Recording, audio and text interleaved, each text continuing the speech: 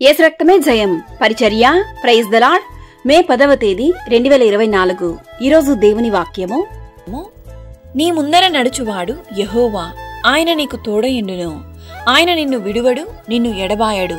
భయపడకుము, విస్మయమొందకుమని ఇశ్రాయేలీయులందరి ఎదుట అతనితో చెప్పెను. ద్వితీయోపదేశకాండము 31వ అధ్యాయం 8వ వాక్యము.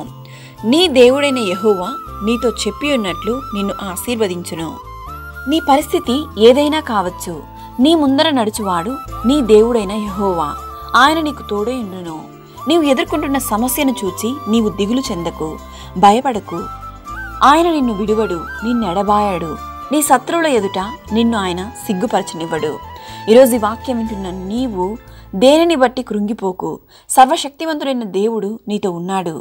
మనశ్శాంతిని పాడు చేసే చిన్న చిన్న దిగులను బట్టి ఆందోళన చెందకు. దేవునికి సమస్తము సాధ్యమే. నీవు దేవుని యందు విశ్వాసం ఉంచినట్లయితే ఎంత దుఃఖంలో ఉన్నావో కొద్ది గంటల తరువాతనే చెప్పలేనంత సంతోషభరితమవుతావు.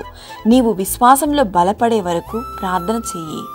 నీ దేవుడైన యెహోవా భూమి మీదనున్న సమస్త జనముల కంటే నిన్ను హెచ్చించి దీవించి ఆశీర్వదించును గాక. ఆమేన్. God bless you.